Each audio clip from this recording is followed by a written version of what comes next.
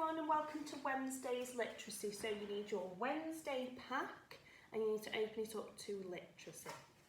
Now this week we've been learning about different objectives that were going to be useful for when we come to write tomorrow.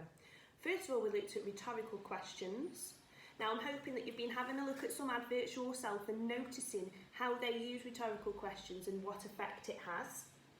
And yesterday we looked at compound sentences and contrasting conjunctions to show another opinion or what happened next. Now today you're going to plan the structure of your balanced argument. Now your argument is going to be about zoos. Okay, so I'm sure you've all got lots of questions about zoos, and if you want to do research, that's great. Now I have written up a brief history of zoos and it's in your pack.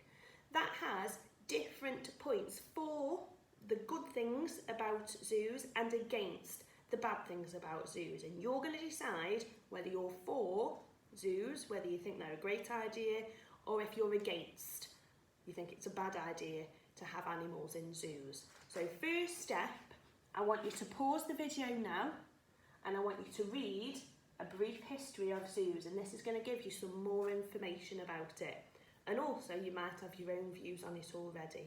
So pause the video and then we'll come back.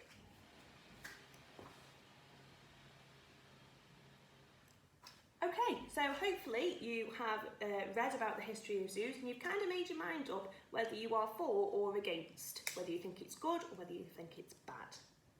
Now, if you've got a highlighter with you or a coloured pencil or even just a pencil by itself, I want you to circle or highlight any information that you find interesting.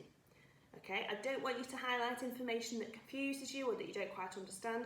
If you think it's interesting, I want you to highlight it, because the best thing you can do with your balanced argument is pull in facts.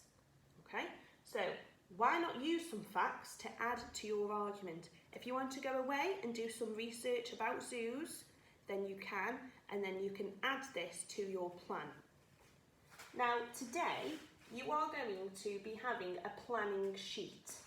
Your planning sheet will come with an opening sentence, your point one, which is your first point, so you could start with, firstly, I think that, and then you're going to say your point. And then you're going to bring it in with a contrasting conjunction for your second point, because a balanced argument does view both sides, but towards the end it comes up with a summary.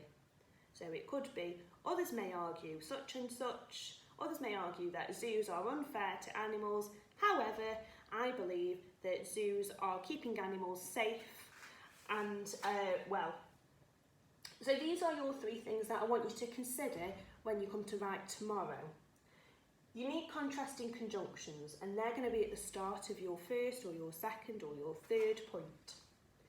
I want us to start off with a rhetorical question.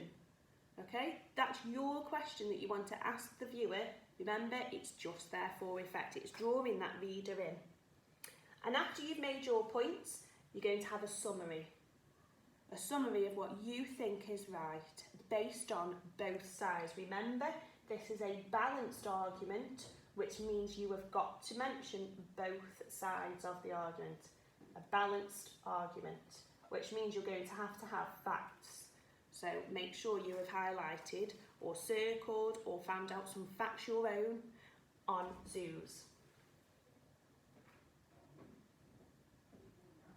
Okay, so moving on to your activity, all the stars today require you to plan your ideas.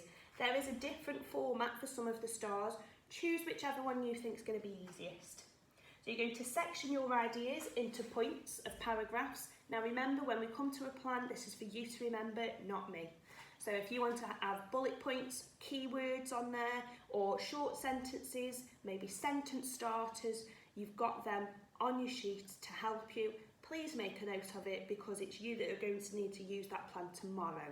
Okay, whatever works for you, I want you to do. And please try and include some facts and summarise your argument. Remember, a balanced argument will recognise both sides, but it's more effective if you've got those facts in there.